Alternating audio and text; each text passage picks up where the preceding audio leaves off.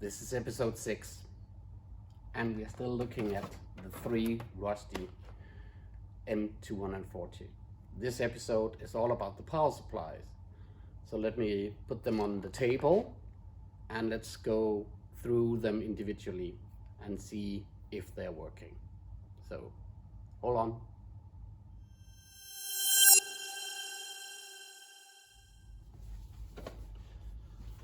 So power supply number 1. I have cleaned them and ensured that there's not obviously stuff that's wrong with the unit. So while cleaning it, I discovered a tiny thing, and let me see if I can get it on the camera.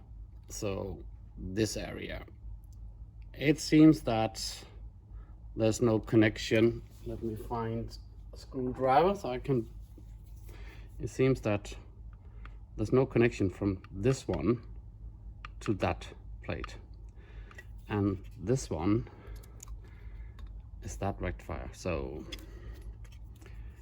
I will measure to see if I'm right, but it doesn't look as there's any connection, and if there's not, I will have to bridge it. So let's see. Sorry, next. There we go. Yep. So I can see it with my eyes that there's no connection. So from there to there should be a connection, and there's none. So we need to bridge the 2 ones. So I already preheated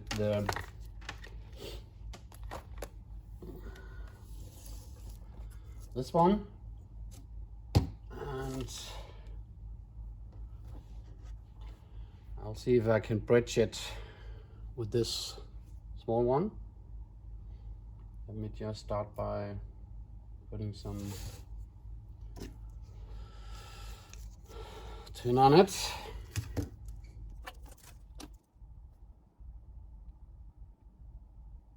One side.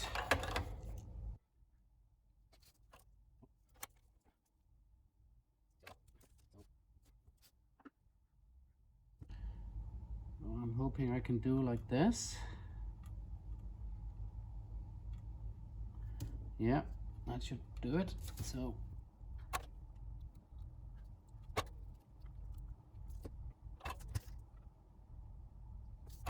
it's fine.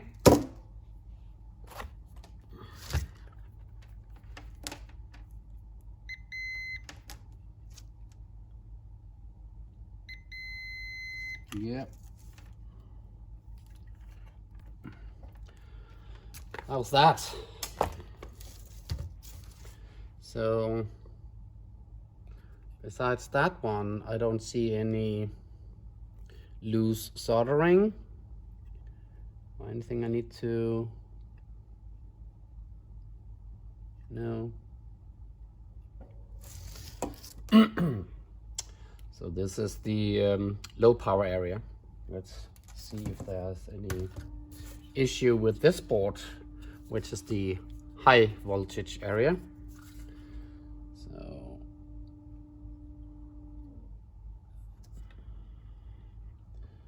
this is again the heat sink, the heat observer. Yeah, it's fine. Looks all good. And close inspection of all the capacitors and diodes and stuff, there is nothing to be,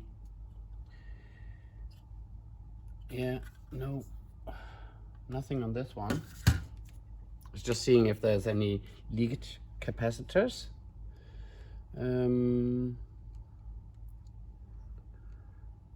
So this down there, that one could theoretically be an issue.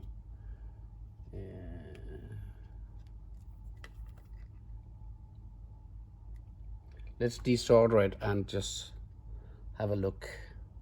I'm not sure.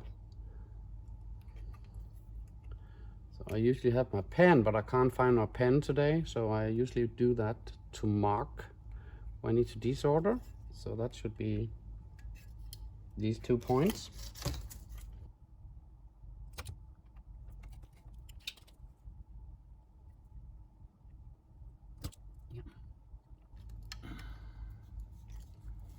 Not quite there yet. Sorry, you have to see me struggle with this one. But there we go, all out. Yeah, as expected. I don't know if you can see it, but that's dead. It has leaked. So that needs to be changed. Let me go in my box and see if I actually have one. This is a 220 35 voltage. I'm not sure. This is my box of goodies. Maybe. So I can't remember. Oh, so where did I put it? This is a mess here. For real.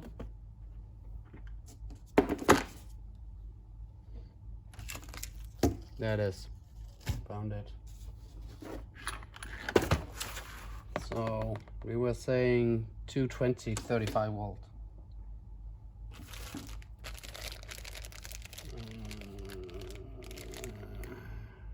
That's 200, 2200. I don't think I have a small one like that. This is 1000 for 25 volt.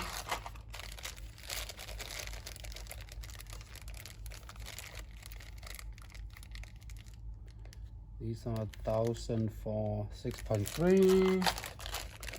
This is way too big, 4700, and these are, yeah. So as expected, I don't have, sorry, I don't have any one of these currently at hand, so I need to order one of these. So we'll have to go back to that. But even though it seems that it's good and it's not bulging up, or you couldn't see any leakages, but it looked suspicious, and you always need to be sure. So that one is dead, and we need to order one. Let's have a closer look if there's anyone else.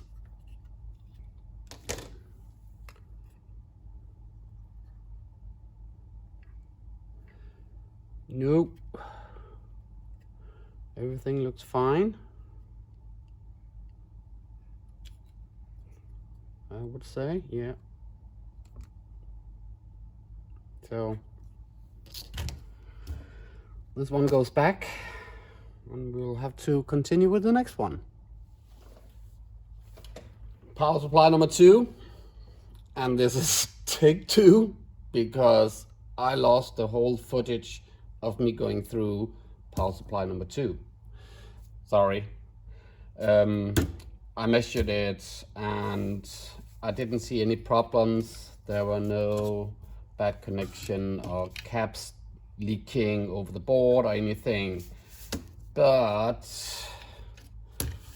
I replaced one. From the top, it didn't look suspicious. But when I looked down at the board, it was down here. So it came from down here. I thought I saw something not quite as it should be. So turns out this one needed to be replaced. So the footage is lost. I desoldered it, put in a new one, and let's assemble it and let's put it on the bench and test so we can see whether or not the voltages now are working. So Going through the power supply, and if I take power supply number 1, which we saw that we need to change one of the capacitors also, which I have ordered, it's actually not quite the same power supply. Well, it is, but the main power in is not the same type, because this one has a connection like this, where the on and off button is here, and this one, sorry you can't see it, let me move it in, this one, which is power supply number 1, has this connection, which has the on and off button built in here. So it's not quite the same, and that's because obviously on, which I figured out later on 2 of the Olivetti M240s, this is the power switch, so you have to turn it on from the back. This one is actually, it will be like this on the computer itself, and there's a pin through the cabinet that from the front will push in on this one. So this computer has the power turned on in the front of the cabinet, and the 2 other ones you have to turn it on and off in the back. So I found that difference. But let's assemble it.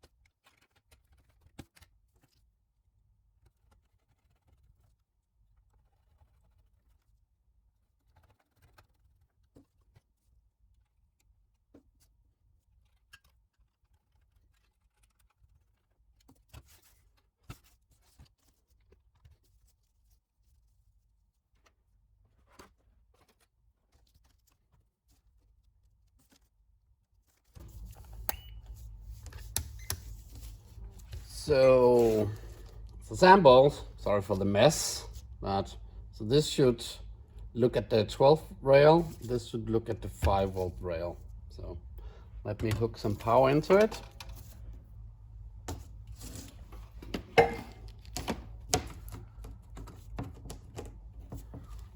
Three, two, one, go.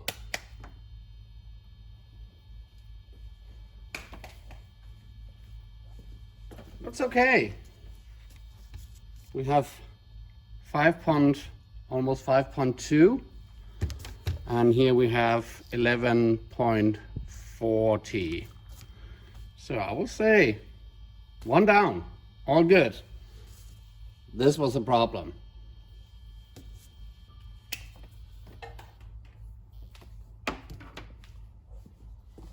And power's off again. Do remember there's still some voltage in in the power supply, so don't mess around with it. But this is ready to be built into the first computer. So hold on, let me take the computer out and just screw it in the motherboard, the cabinet. And here's the cabinet on the table. So I was talking about the on and off button, which sits on the side. That one will be connected to this metal pin that goes, if I don't know if you can see it, that goes in the front of the cabinet to this on and off button. So this cabinet is not the same cabinet for the power supply compared to the 2 other ones. So let's see if we can get this one in there. So in order to screw the power supplies in, there's a level here and a hinge down here. So this needs to be pushed into that, and at the same time, this is why this is turned off, so I am sure there's room. This needs to slide in on that one inside, and the rest one is the screw that goes down here.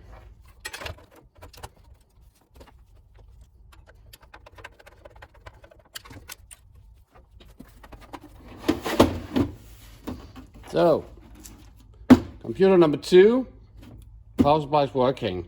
And here we have power supply number 3, the last one. So, have a closer look.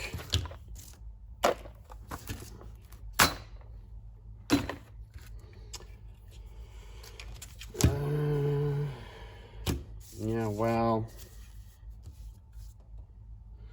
looking at the capacitors from the outside, there's no problem. Let's start by looking at the fuse. Missing my tools. Screwdriver. Let me just quickly lift out the fuse.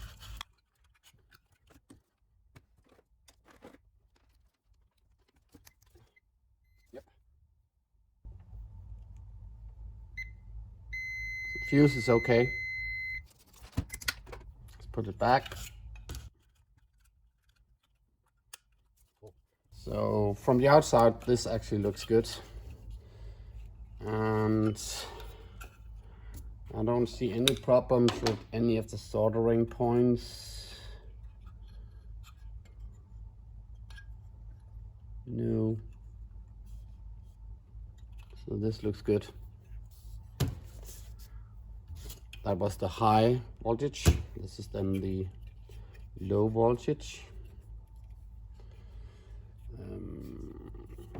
So on computer number 2, we had to change this. On computer number 1, power supply number 1, we had to change this. This is the one I ordered to get. So here I don't see any grease. Doesn't smell at all. Nope. Neither does this one. So I would assume all the capacitors are working. They feel firm. Well, this one feels a little bit loose. This is a 10,000 6.3. This one also feels a little bit loose, which is in 4,700 on 16 volts. So they are a little bit wobbly, where the other ones are more firm. But I would say, let's have a look at the back.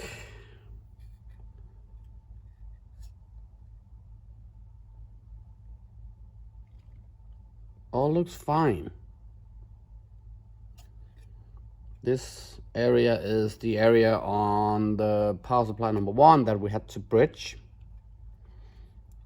Let's have a let's see. So it was the 3rd middle pin to this area, and that's working. Yeah.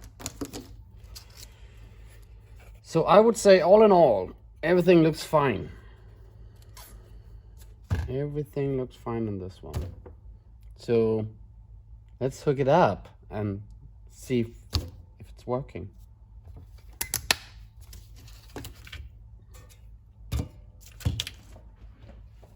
So I assembled it. So let's hook it up. There's no power on this one yet.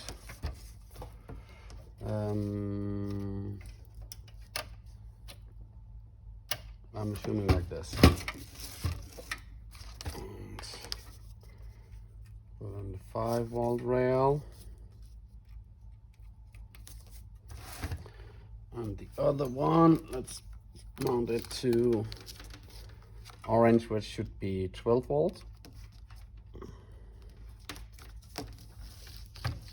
this inside there. Oh, sorry. There we go. And there we go. Let me find the power switch. It's here. So 3, 2, 1, go. Absolutely not working. This one says it's climbing slowly, but there's nothing.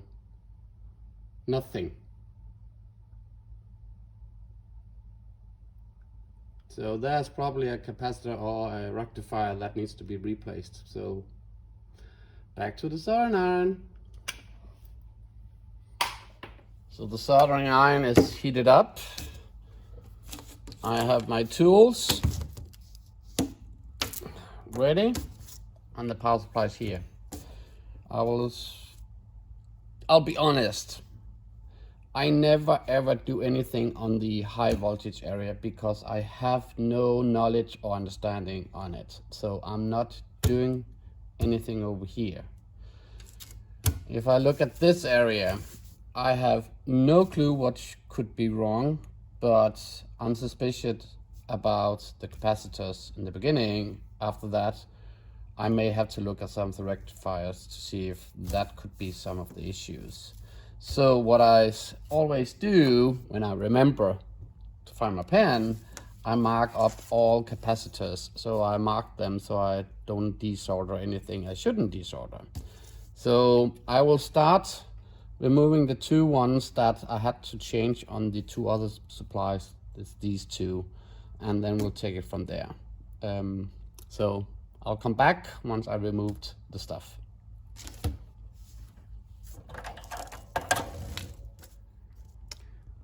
So it's raining outside and it's getting dark and I'm getting depressed. Still power supply number 3. I desoldered a lot of capacitors. They're all over here where I marked them up so I know what is what. And they are all fine. There are nothing wrong with them.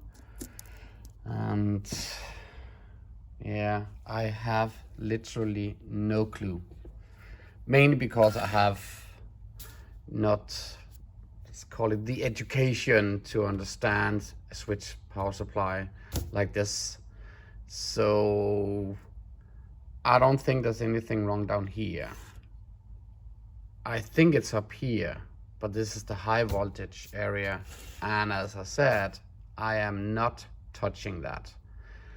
So it seems that this power supply number 3 is doomed not to be working in my shop. So unless there's somebody else who would like to take the challenge, having a look at it, I'll send the capacitors with the drawings and try to fix it. I have the package ready and I will ship it towards you. So give me a shout out if there's anybody who feels they would like to help me with this specific power supply.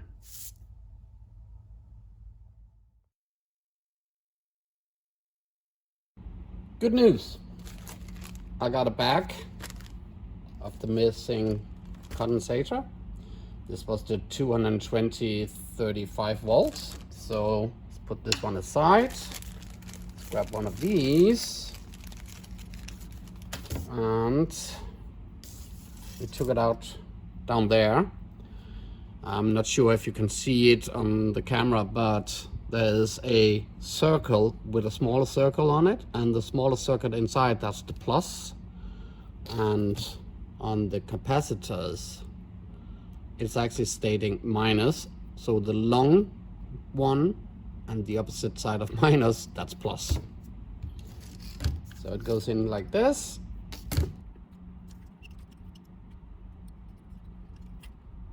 And let me solder it in.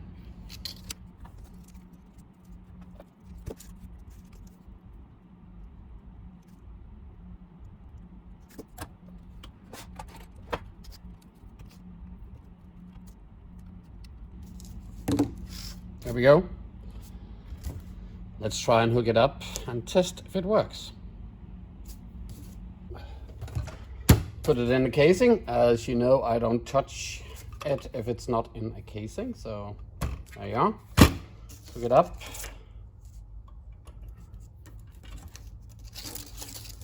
Let me get the leads for this.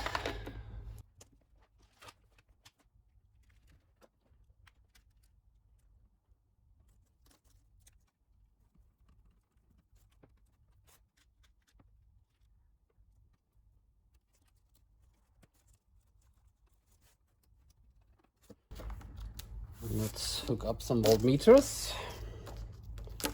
So orange is the 12 volt. So let's try that.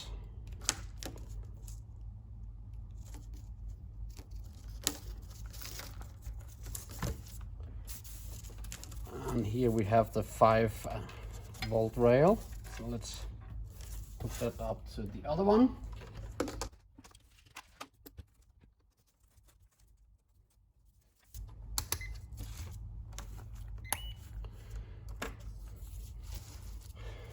Yes, the cable is not hooked up yet.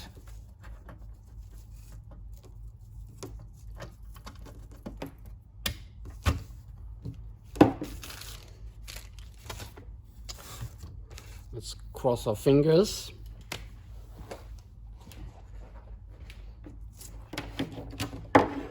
Three, 2, 1, go. Amazing. We fixed yet another one. And this one was to blame. 12 and 5.2. Good. 2 out of 3.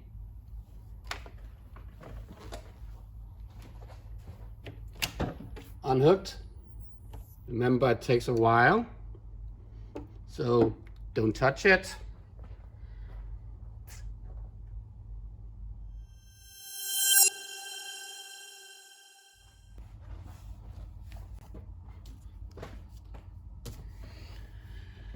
Yeah, you can't trust capacitors. They may look fine from the top, not bulging or anything. No smell, no obviously leakage or anything.